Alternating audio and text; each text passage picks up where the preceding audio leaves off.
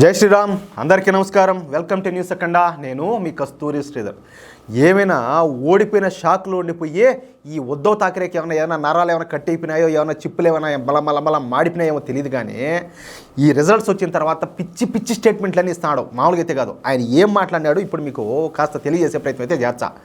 నేను కాదు కదా, నేను చనిపోయిన తర్వాత నా శవం కూడా కాంగ్రెస్ ఆఫీసు మీదుగా వెళ్ళదు అని చెప్పి శపథం చేసేటువంటి స్వర్గీయ బాల్ ఠాక్రే గారి గురించి మనకందరికి కూడా బాగా తెలుసు. ఆయన తన జీవితం మొత్తాన్ని కూడా యావత్తు హిందూ సమాజం కోసం, హిందుత్వాన్ని బలపరచడం కోసం, హిందువుల ఐకమత్యం కోసం పాటుపడినటువంటి మహామనిషి. చెప్పాలంటే ఒక ఋషి లాంటి వాడు అనమాట. అందుకే ఆయన్ను బాలాసాహెబ్ ఠాక్రే అని చెప్పి అంటారు. ఇక అలాంటి బాలాసాహెబ్ ఠాక్రే కడుపున ఒక చీడ పురుగు ఒకటి పుట్టింది.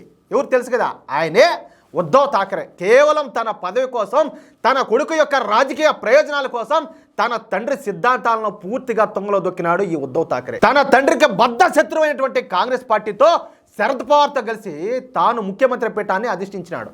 అంటే అధికారం కోసం ఇంకా ఎంత దిగజారిపోయినాడో దీన్ని బట్టి మీరు అర్థం చేసుకోవచ్చు. ఈ విషయాలన్నీ మీకు తెలిసే ఉంటాయి. ఈ క్రమంలోనే కాంగ్రెస్ అధినేత సోనియా గాంధీకు వంగుదండాలు కూడా పెట్టాడు ఈ ఉద్ధవ్ ఠాక్రే. సరే, తరువాత ఏక్నాథ్ షిండే గారు బయటకు రావడం, ఏది శివసేన పార్టీ నుంచి. తర్వాత బీజేపీతో కలిసి మహారాష్ట్రలో ప్రభుత్వాన్ని ఏర్పాటు చేయడం, బీజేపీ అధిష్టానం ఏక్నాథ్ షిండేను ముఖ్యమంత్రిగా చేయడం, ఇవన్నీ కూడా అందరికీ తెలిసిన విషయాలే.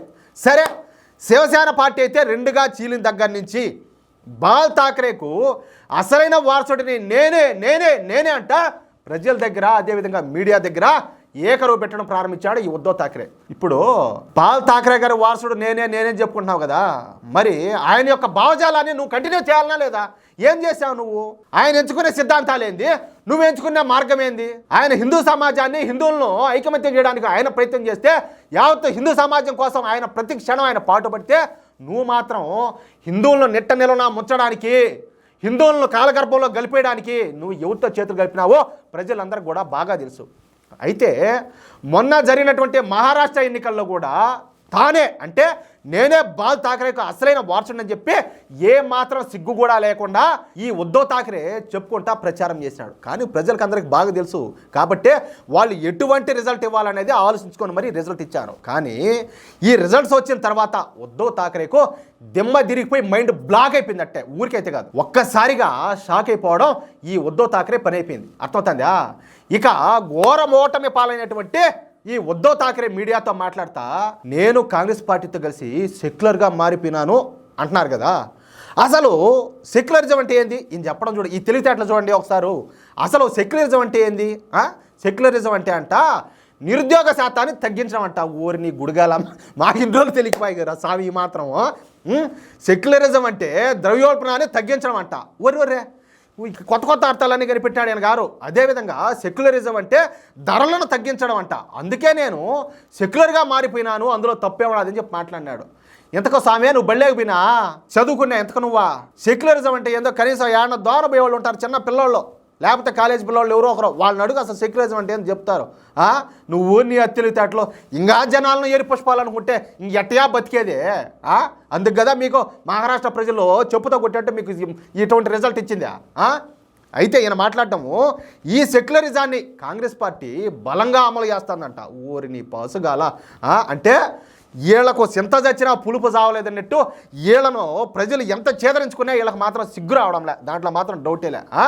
నిజానికి హిందువుల తరఫున పనిచేస్తుంది మేమేనో, కానీ ఈరోజు వచ్చేటువంటి ఎన్నికల ఫలితాలు నన్ను షాకు గురి చేశాయని మాట్లాడినాడు. నిన్ను షాకు గురి చేసి ఉండొచ్చు, కానీ మీ ఆలోచనలు ఏందో, మీ విధి విధానాలు ఏందో, మీ పరిపాలన ఎట్టుంటుందో, మీ మాటలు ఎట్టుంటాయో, ఈ దేశం పట్ల కావచ్చు, యావత్ హిందూ సమాజం పట్ల కావచ్చు, మీ యొక్క ఐడియాలజీ ఏ విధంగా ఉందో ప్రజలందరూ అర్థం చేసుకున్నారు కాబట్టే మీకు ఇటువంటి తీర్పునైతే ఇచ్చాననేది మా యొక్క అభిప్రాయం. అదేవిధంగా ఈయన గారు మాట్లాడతా భారతీయ జనతా పార్టీ ప్రచారం చేసినటువంటి బాటెంగేతో కాటెంగే ఈ స్లోగన్ అంట పనిచేయలేదంట. చూడండి ఒకసారి ఆయన మాట చూడండి. అందుకే నేను చెప్పింది, మొదట్లో చెప్పింది ఏంటంటే ఈయనకి ఏదో నరాలు కట్టయిపోయినట్టు ఉన్నాయని చెప్పి అందుకే నేను చెప్పింది. ఈ నినాదాన్ని మేము విజయవంతంగా అడ్డుకున్నాము అంటానే వింతగా విచిత్రంగా ఈ విచిత్ర వ్యాఖ్యలన్నీ చేశాడు. నిజానికి మహారాష్ట్రలో బీజేపీ కూటమిని కాపాడిందే ఈ బాటెంగేతో కాటెంగే అనే నినాదం. ఈ బంగ్లాదేశ్ పరిస్థితులను చూసిన తర్వాత ఉత్తరప్రదేశ్ ముఖ్యమంత్రి అయినటువంటి యోగి ఆదిత్యనాథ్ గారు ఈ నినాదాన్ని అయితే ప్రారంభించాడు. ఇక ఈ నినాదాన్ని ఇప్పుడు జరిగినటువంటి మహారాష్ట్ర ఎన్నికల్లో బీజేపీ నాయకులు విస్తృతంగా ప్రచారం చేసి ప్రజల్లోకి అయితే తీసుకుపోగలిగినారు. ప్రజల్లోకి ఈ నినాదాన్ని బలంగా తీసుకుపోయినారు కాబట్టే ఇప్పుడు ఇంత గొప్ప విజయం అయితే ఈ ఎన్డీఏ కూటమికి అందింది. అందుకే మహారాష్ట్రలో బీజేపీ కావచ్చు, బీజేపీ కూటమి ఇంత అతి భారీ విజయాన్ని అయితే సొంతం చేసుకునేది. కానీ ఈ ఉద్ధవ్ ఠాకరే మాత్రం, ఈయన ఉద్ధవ్ ఠాకరేగా స్వామి, ఈయన ఉత్తొత్త ఠాకరే, ఆయన గారికి ఎవరో ఆ 55 ఏళ్ల యువనేతకో మైండ్లో ఏం లేదు, ఈయన గారికి మైండ్లో ఏం లేదు, అంతా ఖాళీనే, అంత ఖాళీ బాక్స్ ఉన్నట్టే, ఆడు ఏమి లేకనే ఇట్లా మాటలన్నీ మాట్లాడుతూ ఉంటారు. ఈయన మాత్రం ఈ బాటెంగేతో కాటెంగే నినాదాన్ని మేము విజయవంతంగా అడ్డుకున్నామని, ఈ బాటెంగేతో కాటెంగే నినాదం ఫెయిల్ అయిపోయిందని చెప్పేసి విచిత్రంగా పిచ్చోళ్ళు మాట్లాడినాడు. ఫైనల్గా ఉద్ధవ్ ఠాకరే ఉత్త ఠాకరేగా మిగిలిపోయినాడు జనాల దృష్టిలో. అర్థమవుతుందా? ఈయన మాట్లాడడం ఇంకో మాట అన్నాడు, ఊరినైనా అసలు ఈ బీజేపీ వాళ్ళు ఎట్ట గెలిచారు, ఈ ఎన్డీఏ కూటమి ఎట్ట గెలిచిందో నాకు అర్థమే కాలేదని మాట్లాడినాడు. ఎట్ట గెలిచేది? మీరు అసమర్థులు కాబట్టి వాళ్ళు గెలిచినారు. వాళ్ళు సమర్థులు కాబట్టి ప్రజల్లో వాళ్ళనైతే విశ్వసించే వాళ్ళ దగ్గర తీశారు. మీరు అసమర్థులు కాబట్టి మీరు ఈ విధంగా మిగిలిపోయినారు. ఇంకా నీకు అర్థం కాలేదంటే ఎట్ట అర్థం అవుతుంది? ఆ స్వామి నేను అదే కదా చెప్తాను, మీకు మెదడులో ఏం లేదు, అదంతా ఖాళీ అని చెప్పి, అందుకనే కదా నేను చెప్తాంది. అది మ్యాటర్. మీకు ఈ న్యూస్ నచ్చితే అదేవిధంగా ఒరే స్వామి నువ్వు చెప్పింది కరెక్ట్ అని చెప్పి మీరు భావిస్తే ఈ న్యూస్ను నలుగురికి షేర్ చేయండి. అలాగే తప్పనిసరిగా ప్రతి ఒక్కరు కూడా మీ యొక్క అమూల్యమైన అభిప్రాయాలను కామెంట్ రూపంలో దయచేసి తెలియజేయండి ప్లీజ్. జై శ్రీరామ్.